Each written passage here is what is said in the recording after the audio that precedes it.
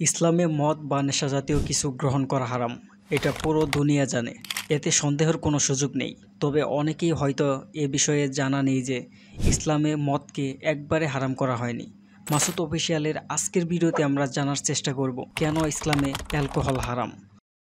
মদকে একবারে হারাম করা হয়নি, তবে আল্লাহ তাআলা তাকে ধাপে ধাপে হারাম করেছিলেন।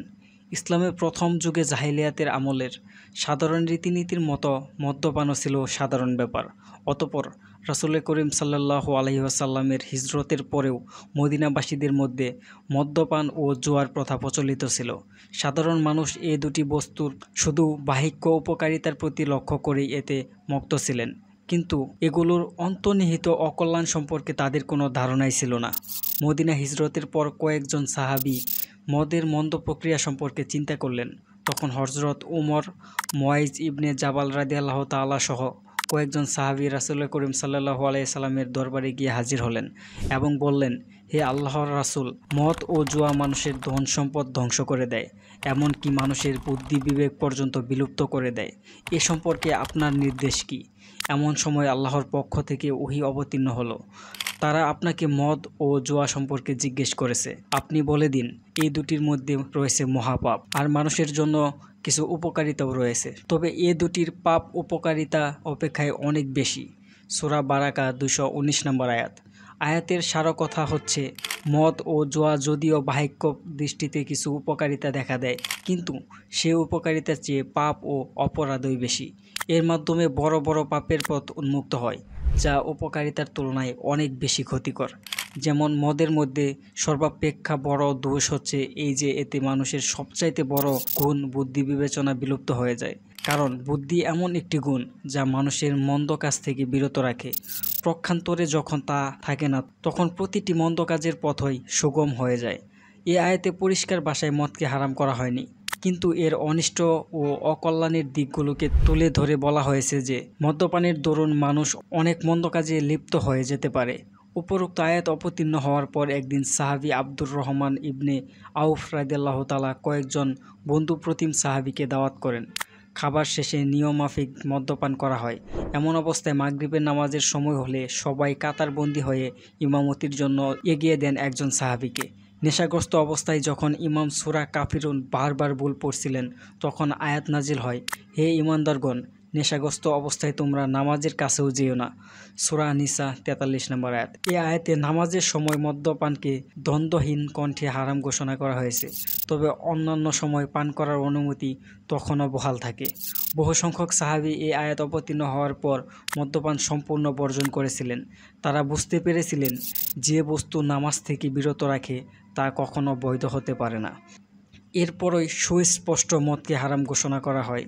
উপরোক্ত আয়াতে সবসময়ের জন্য মদকে পরিষ্কার হারাম ঘোষণা না করায় অনেকেই নামাজের সময় বাদে অন্যান্য সময় মদ গ্রহণ করতেন।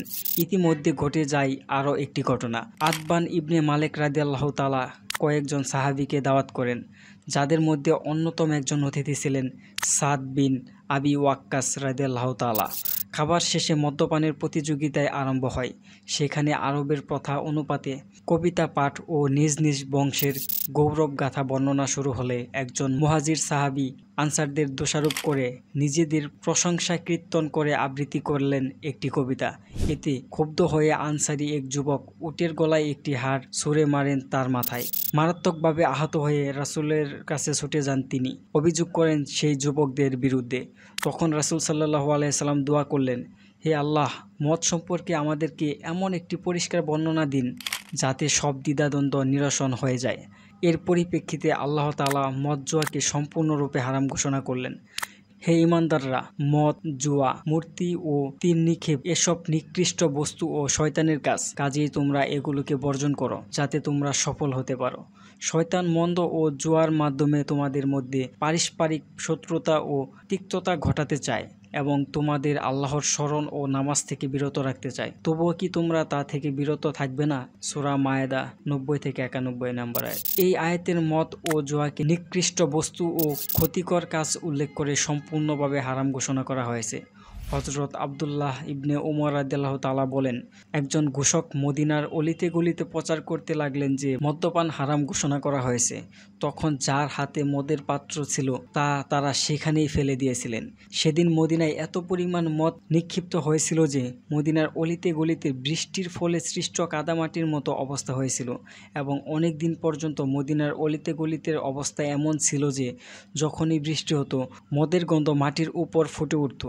আর বর্তমান সময়েও অন্যান্য ধর্মসহ ইসলাম ধর্মেও অনেক লোক মদ্যপানে লিপ্ত থাকেন, আর এতে ব্যভিচার, ধর্ষণ, নিষিদ্ধ আত্মীয়তার সাথে জোরপূর্বক যৌনতা, এই সব কিছু মদ্যপানীদের মধ্যে বেশিরভাগ পাওয়া যায়। আমেরিকার ন্যাশনাল ডিপার্টমেন্ট অফ জাস্টিস এর national victimization survey bureau of justice এর পরিসংখ্যানে শুধুমাত্র 1996 সালে প্রতিদিন গড়ে 2713 জন ধর্ষণের ঘটনা গ্রহণ করা হয়েছিল। রিপোর্টের মন্তব্যে বলা হয়েছিল, ধর্ষকদের অধিকাংশর ঘটনার সময় মাতাল ছিল। নারী উৎপীড়নের ক্ষেত্রেও এদেরকে বেশি পাওয়া যায়। একই পরিসংখ্যানে দেখা যায় 8% আমেরিকান মা, বোন অথবা কন্যার সাথে যৌনকর্মে লিপ্ত থাকেন, অর্থাৎ প্রতি 12 বা 13 জনের একজন আমেরিকান এই কর্মে অভ্যস্ত এবং 2 জনের একজন অথবা উভয় এ সময় মাতাল অবস্থায় থাকেন। এইডস বিস্তারের ক্ষেত্রে মাদকের ভূমিকা কান ও মাথার মতো, অর্থাৎ কান টানলে যেমন মাথা আসে, তাই মাদকাসক্তি মারাত্মক ও প্রাণঘাতী একটি ব্যাধি ধরা যায়। চিকিৎসা বিজ্ঞানের সামনেও এমন বেশ কিছু রোগের উৎপত্তি স্পষ্ট হয়ে গেছে যেসব রোগে আক্রান্ত সাধারণ মদ্যপানীরাই বেশিরভাগ সময় হয়। মদ এমন একটি কারণ যে কারণে সারা বিশ্বের মৃত্যুর সংখ্যা সবচাইতে বেশি। লক্ষ লক্ষ মানুষ শুধু মদ পানের কারণে পৃথিবী থেকে অকালে বিদায় নিতে বাধ্য হয়। সাধারণত মদ্যপানীরাই আক্রান্ত হয় এমন অতি পরিচিত কিছু রোগ, যকৃত বা কলিজা শুকিয়ে শক্ত হয়ে যাওয়া, যা লিভার সিরোসিস নামে পরিচিত, অন্ননালীর ক্যান্সার এবং মাথা, গলা, কলিজা ও মলনালীর ক্যান্সার, অগ্ন্যাশয় ও যকৃতের সকল ধরনের প্রদাহ, হৃদযন্ত্র ক্রিয়া বা হৃদস্পন্দন সংক্রান্ত যাবতীয় রোগ, হাইপারটেনশনাল, হৃৎপিণ্ডে রক্ত সঞ্চালনের নালীসমূহের যাবতীয় রোগ, গণনালী প্রদান এবং হৃদযন্ত্র ক্রিয়া বন্ধ হয়ে যাওয়া, পক্ষাঘাত, সন্ন্যাস রোগ, এরকম আরও অন্যান্য প্যারালাইসিস, স্নায়ু ও মস্তিষ্কের যাবতীয় রোগের মতো এরকম আরও অসংখ্য রোগে আক্রান্ত হয়। মদ শুধু একটি রোগই নয়, শয়তানের কারসাজি। আল্লাহ সুবহানাহু ওয়া তাআলা মানুষের জন্য তার সর্বোত্তম অনুগ্রহ আল কোরআনে শয়তানের পাতা এই লোভনীয় ফাঁদ সম্পর্কে আমাদেরকে সাবধান করে দিয়েছেন। তাই কোরআনের বিধানে জীবনযাপন পদ্ধতিতে দিনুল ফিতরা বা মানুষের প্রকৃতিসম্মত জীবন ব্যবস্থা ইসলাম বলা হয়। এ সকল বিধিনির্দেশের আসল উদ্দেশ্য মানব প্রকৃতিকে সকল অনিষ্ট থেকে রক্ষা করা। মদ মানুষের তার প্রকৃতিগত স্বভাবের উপর দাঁড়াতে দেয় না। এক কথায় স্বতন্ত্র কোনো ব্যক্তির বেলায় যেমন সত্য, তেমনি বৃহত্তর কোনো সমাজের ক্ষেত্রেও সেরকমই। এটা মানুষকে নিচে নামিয়ে পশুর পর্যায়ে নিয়ে আসে, অথচ মানুষ দাবি করে যে সে সৃষ্টিকুলের শ্রেষ্ঠ উত্তম। সর্বোপরি ইসলামের মদ সম্পূর্ণ নিষিদ্ধ, হারাম।